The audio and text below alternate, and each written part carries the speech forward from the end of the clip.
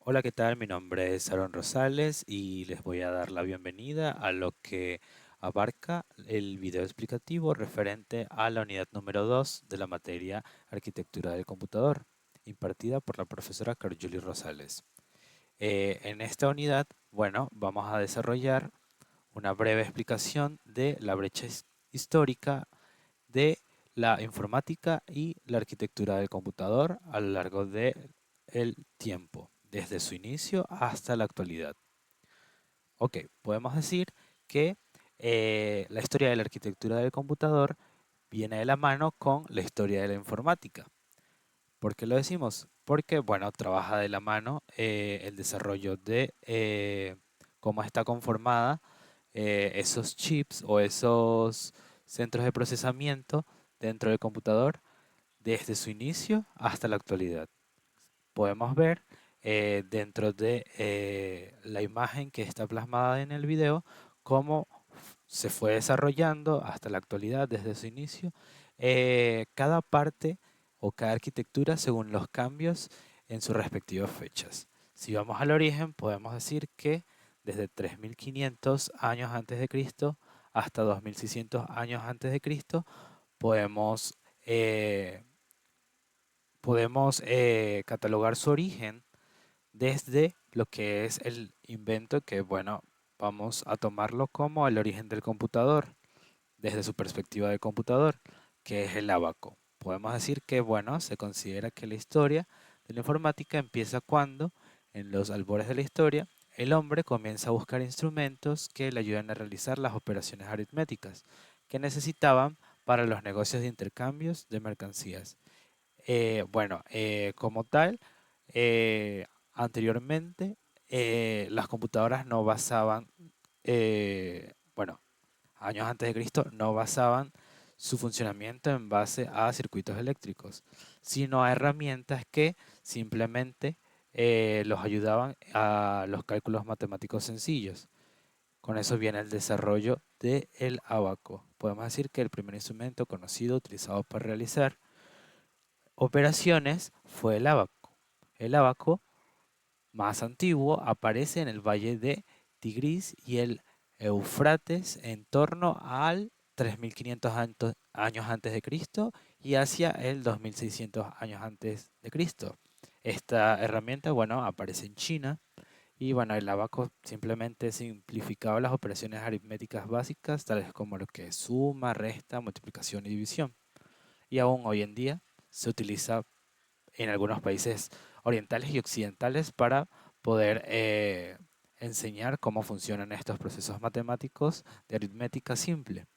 Ahora, bueno, como lo dice su nombre, eh, pues esta herramienta se utilizaba principalmente para lo que eran las finanzas de aquel entonces, en la cual, bueno, se realizaban este proceso de, de funcionamiento. Ahora, pasando a algo un poco más moderno, podemos llegar hasta lo que es, podría decirse, los padres de la informática y la computación, ya un poco más modernas. Ya estamos hablando de maquinarias un poco más eh, interesantes. Podemos ver que a partir de 1642 y 1890 le damos origen a lo que es la nueva etapa dentro de la arquitectura del computador, en la que en 1642 aparece la máquina aritmética de Pascal. ¿De qué trata esta máquina? Bueno, era una máquina mecánica capaz de sumar y cuyo funcionamiento se basaba en ruedas dentadas. De igual forma, como el abaco, estas máquinas lo que hacían era poder agilizar el proceso contable de, lo que es la contabilidad en aquel entonces. Hasta que en 1822 eh, el señor Charles Babbage diseñó su máquina de diferencias. Esta fue basada en ruedas dentadas, pero no llegó a construirse debido a las deficiencias tecnológicas de la época. Más tarde, en 1833, alrededor de 13 años después, se diseñó su máquina analítica, que tampoco, bueno, llegó a construirse por problemas tecnológicos, por lo que Babbage se le considera el padre de la informática. Estas dos máquinas, bueno, eh, fueron el origen de lo que es hoy en día la arquitectura moderna. Ya estamos hablando ya de maquinarias, ya no herramientas simples, sino procesos un poco más complejos que podrían cumplir su función. Hasta que en 1887 Hermann Hollerith construyó una máquina que procesaba datos utilizando tarjetas perforadas. Esta máquina fue diseñada para hacer el censo de los Estados Unidos del año 1890. Ya estamos hablando de máquinas un poquito más complejas. Esta máquina, bueno, se encargaba de poder leer estas tarjetas perforadas y poder contabilizar ciertos procesos un poco más complejos en base a esas tarjetas perforadas. Según las tarjetas perforadas que se le colocase, iba a funcionar de cierta o tal manera y podría almacenar información en esas tarjetas perforadas para llevar la contabilidad de, por ejemplo, el censo, como lo dice acá mismo. Pasando a la siguiente etapa dentro de esta historia de la arquitectura del computador, ya vamos un poquito más a lo moderno. Pasamos a 1940, 1950, donde lo vamos a catalogar esta temporada como los antecedentes y primeras arquitecturas, donde en la década de 1940 surgieron las primeras computadoras electrónicas. Ya estamos hablando de componentes electrónicos y circuitos. Esta computadora fue llamada ENIAC, el cual significa en sus siglas Electronic Numerical Integrator and Computer. Y en 1946 utilizaba tubos para realizar los cálculos. Estas máquinas eran, bueno, máquinas un poco más modernas, ya que utilizaban circuitos ya electrónicos, ya se basaban en base a la electricidad y utilizaban tubos al vacío para poder realizar cálculos. Estas máquinas eran, bueno, inmensas, en las cuales abarcaban salones completos de universidades y, bueno, realizaban sus funciones en específico. Luego de ella, posteriormente, en la década de 1950, se desarrollaron arquitecturas basadas en transistores ahora, como lo que es el UNIVAC 1, llamado así por las siglas de Universal Automatic Computer, en 1951, que marcó el inicio de la era de las computadoras. Lo que ocurría con el ENIAC es que, bueno, esos tubos al vacío recalentaban mucho la máquina. Y esto bueno, se fue modificando y actualizando, llegando a nuevos desarrollos y, bueno, se logró modernizar a tal punto de que esta máquina, la UNIVAC 1, ya se volvió un poco más pequeña y no tan exigente en ese aspecto.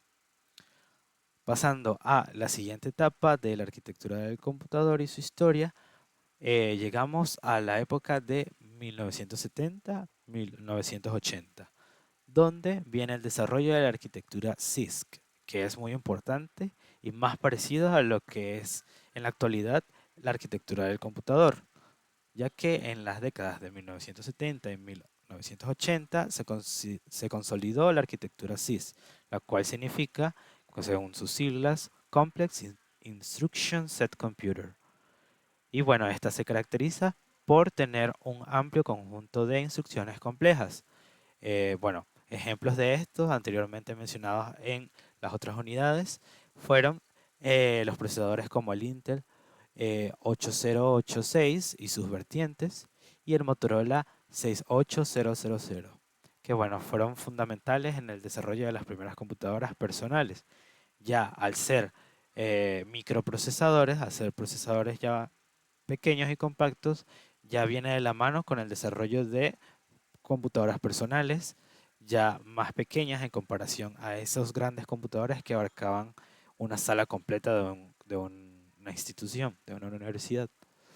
Ahora también vamos a hablar que la arquitectura CIS, con su amplio conjunto de instrucciones complejas, fue un hito importante en la evolución de las computadoras, permitiendo una mayor flexibilidad en el diseño del software, pero también generando desafíos en términos de complejidad y consumo energético. Esto fue un paso más adelante aparte del software, también el desarrollo del hardware. Ya es un poco más pequeño y más compacto, a diferencia de esas grandes maquinarias. Pasando a la siguiente etapa, llegamos al año 1980-1990, donde ahora es el surgimiento de la arquitectura RISC. Es un poquito más moderna. En la arquitectura RISC, según sus siglas, Reduced Intrusion Set Computer, que bueno, se enfoca en el conjunto reducido de instrucciones simples y eficientes. Ejemplos de arquitectura RISC son el MIPS y el Spark, que bueno, destacaron por su enfoque en el rendimiento y la eficiencia energética. Y la arquitectura RISC marcó un cambio significativo al enfocarse en un conjunto reducido de instrucciones más simples y eficientes, que lo llevó a mejoras en el rendimiento y eficiencia energética de los procesadores. Bueno, dichos procesadores, microprocesadores, fue un paso más adelante en comparación a la arquitectura CISC por su eficiencia energética y bueno, su rendimiento en base a las funciones que les íbamos a dar. Podrían rendir un poco más según las exigencias que le diésemos. Eh, Como vemos en las imágenes, vemos dos ejemplos de cómo se verían los microprocesadores, la arquitectura RISC de su época. Un ejemplo de IBM, como lo ven en el azulito que está abajo. Ahora pasamos a la época del 2000. Es más parecida a la que estamos viviendo, sigue transcurriendo junto con la del siglo XXI, que es un poco más moderna. Hablando de la del 2000, pasamos a avances en paralelismo y multiprocesamiento. A partir de la década del 2000, se han producido avances significativos en arquitecturas de computadoras que permiten el procesamiento paralelo y el uso de múltiples núcleos. Ahora estamos hablando de microprocesadores con múltiples núcleos que lo va a hacer más eficiente a la hora de exigir el proceso de una función a un computador. Esto ha llevado al desarrollo de procesadores multinúcleo y sistemas con capacidades de procesamiento distribuido, mejorando el rendimiento y la escalabilidad de las computadoras. Es un salto bastante considerable en base al anterior RISC. Los avances en arquitecturas que permiten el procesamiento paralelo y el uso de múltiples núcleos han sido fundamentales para el aumento del rendimiento de las computadoras, abriendo nuevas posibilidades en términos de capacidad de cálculo. Como podemos ver en la imagen, se parece mucho más a lo que es un procesador hoy en día. Hablamos de procesadores con múltiples núcleos, muchos más exigentes a la hora de procesar una información.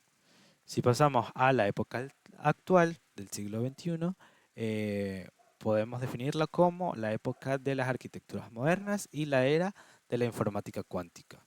Ahora, en el siglo XXI, las arquitecturas modernas están marcadas por avances tecnológicos como la información cuántica y la computación neuromórfica.